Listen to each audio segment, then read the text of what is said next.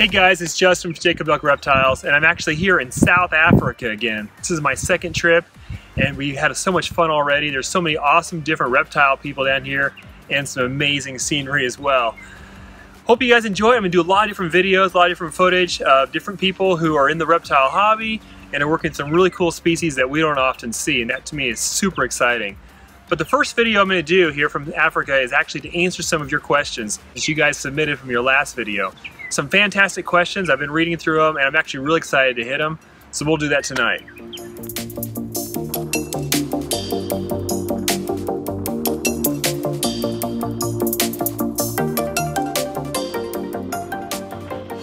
Hey guys, it's Justin, Kobylka Reptiles, and we have a special guest here. Warwick von Hagen. I'm Strictly Snakes and I live in Durban, South Africa. Yep, we're in Durban, South Africa. It's a great place, beautiful weather, and it's evening now, and we have a lot of background noise for this video, but it's authentic On Durban, location. South African background noise. So we're bringing that to you live, not live, Yeah. it's pre-recorded. And I hope you enjoy this video. We're going to get some of your questions. We're going to do a Q&A, and I hope you guys really enjoy it, and if you do, we'll do it again in the future real soon. So let's get to our first question. Okay. How would you say that name? That's kind of what. COC. COC. Surti. Yeah, I'd say COC Surti. I don't quite want to say that out loud just in case. That's all you can do. Yeah. All right. Okay. Go ahead. Next question. All right. Next question. Comes from Josh Knox. Are there any morphs in your collection that aren't in anyone else's, but you've been keeping a secret? Yes. Yes. Next question. Michael Montgomery, what is the hardest thing you've encountered in this profession? Bad breeding season, cost of entry, any advice for anyone wanting to get into breeding?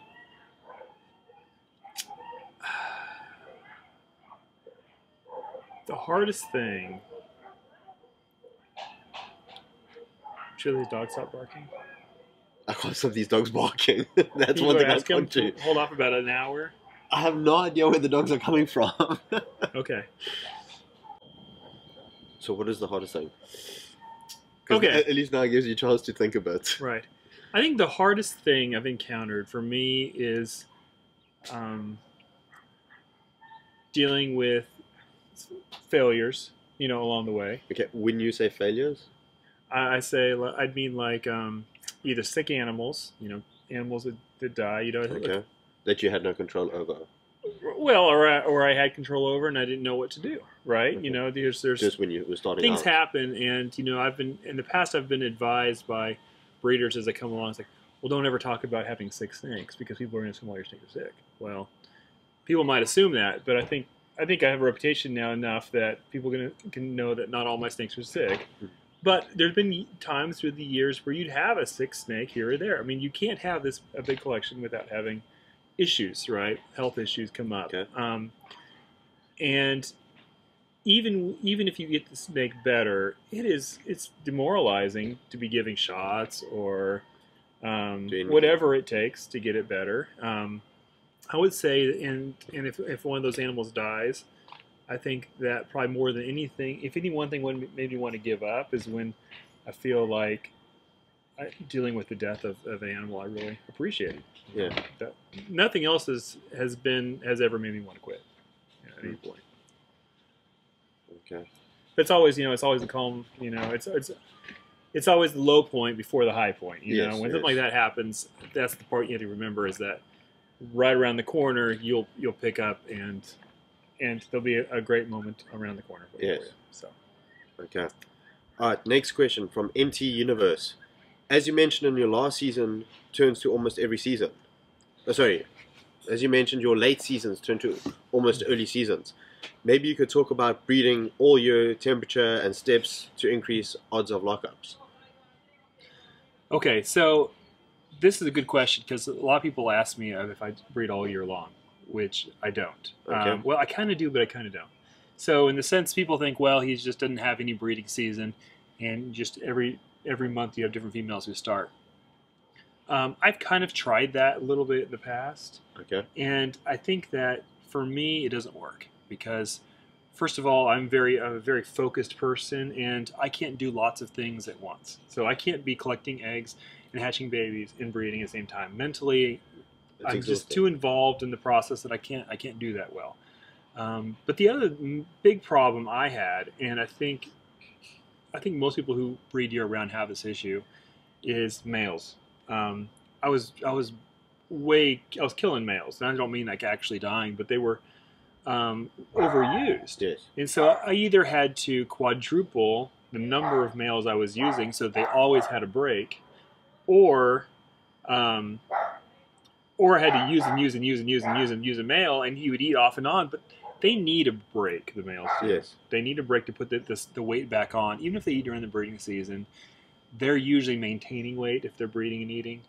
They need an off season. So for me, I definitely focus on one breeding season. And yeah, there's a few outlier girls that I always try to hit, but pretty much everything is in one section, and the males get a break, and it really works much better that way. Okay. All right. And then also from MT Universe, also, do you or how do you feel about inbreeding? Het children to their siblings or to their parents? Is this typically frowned upon or accepted, as most morphs wouldn't be without it, or am I off base? I would say it's typically accepted for the most part.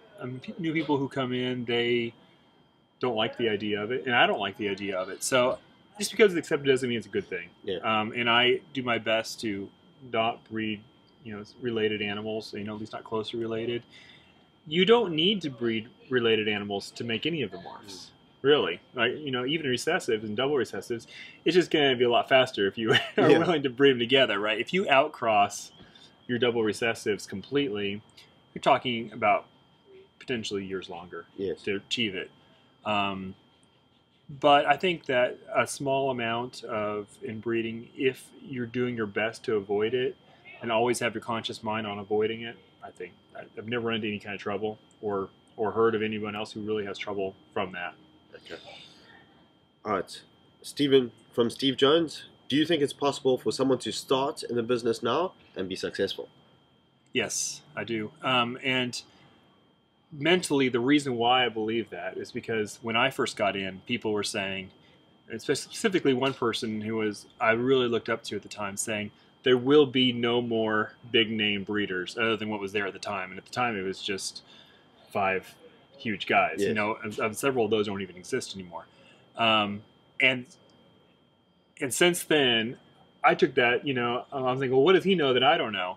But, here I am, and then I'm not the only one. There's several others I believe that are really, well, they either have arrived or are shortly there. Okay. And so I would never say at any point, unless interest in ball pythons was going away, that you couldn't be successful now.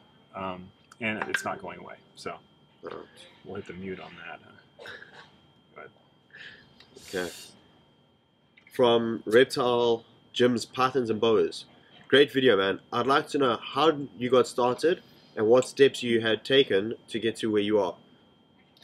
Okay, I can't go into the whole story. It's really long, but I have it on my blog. That's why I left the question. I have it on my blog, the JKR, or it's a Ball Street Journal, and just look it up.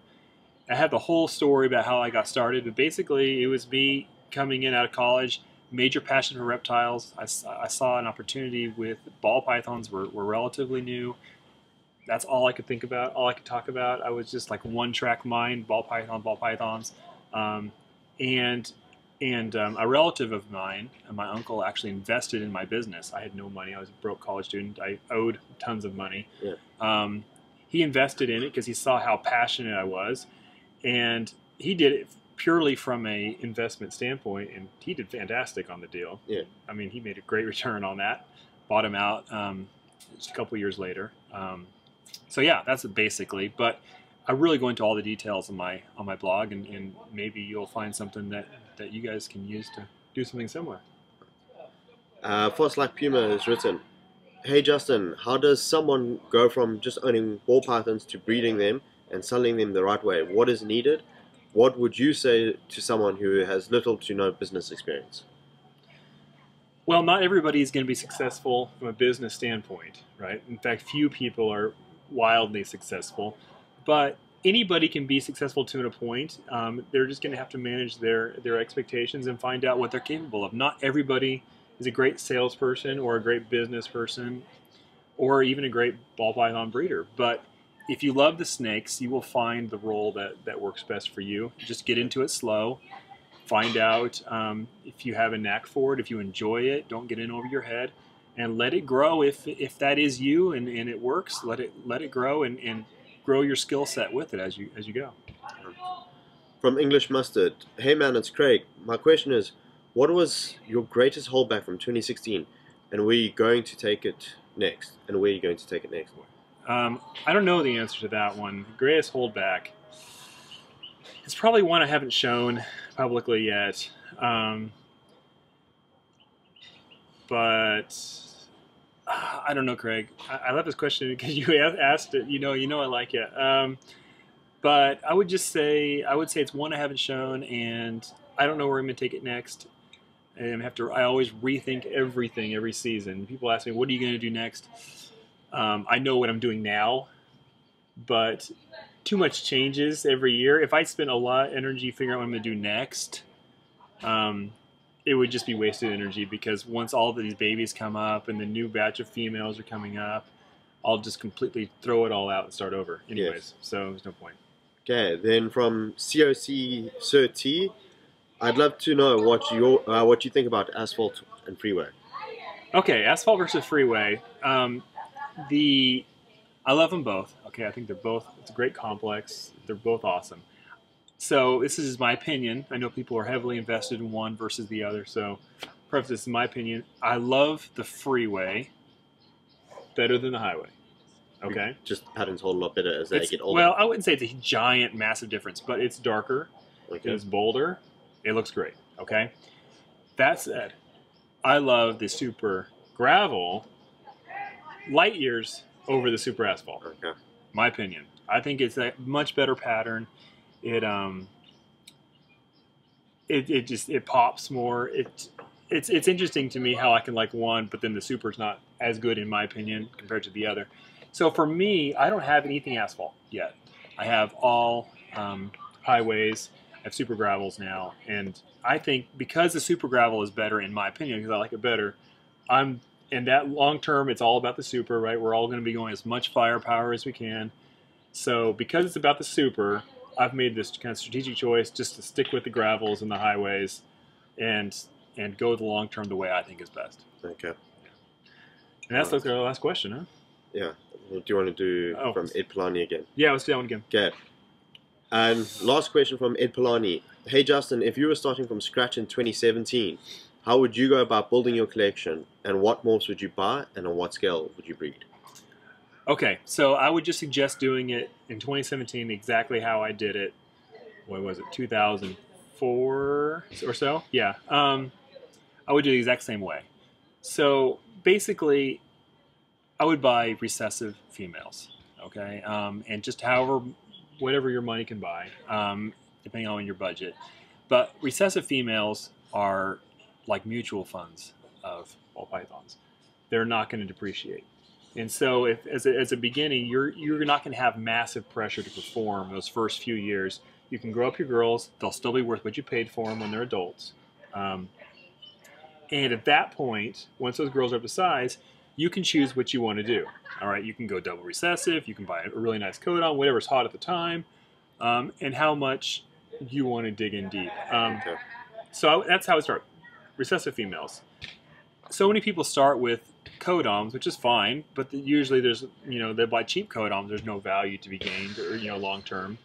And if they buy expensive codoms, then they're under the gun because the depreciation is so much faster with those that if they do not have success in the first year or maybe two, then their chances for financial success or making their money back decreases dramatically. So that's why I say 100% start with recessives. You can get into the codom stuff later, but you need to know what you're doing and have the girls ready. What scale would you breed? Okay, so start out with whatever you're comfortable with. All right, you don't want to fail just because you overcommitted. And these animals deserve our best. They deserve to be taken care of fantastically. And so, I mean, what it is for you, that's going to depend on how much time you have, how much resources you have, your access to rodents, whether or not you're breeding, whether or not you can buy them. Rodents is a huge, huge factor in it. So I started out with 5 girls my first breeding season. I probably had 20 snakes or something that first breeding season. I was living in a like on campus married student housing at the time or something like that. So I didn't have room for anything else. I don't think I was even allowed to have snakes in that building. So 20 was plenty, and that's what I started. And then you raise it up based on the amount of success you're having, the amount of resources you're getting back out of them, Okay. And what you can handle as far as care goes. So yeah, that takes us to the end of our questions. There's a few others that I felt like I don't know how to answer them, or I'm going to make a video about it in the future. So just hold tight and we'll do a video about it. Appreciate every question. I'm going to try to do this at least once a month, I think, if you guys like it. So just tell us if you like it, and if it's going to be a redo or not. Thanks a lot. And oh, by the way, this is live from South Africa. Durban, live, South Africa. Right? Durban, South Africa. Durban, South South Africa. Africa. Oh, and I got to introduce my guest. Maybe we should start that over. Okay, we're going to do an intro now. We're going to do the intro now.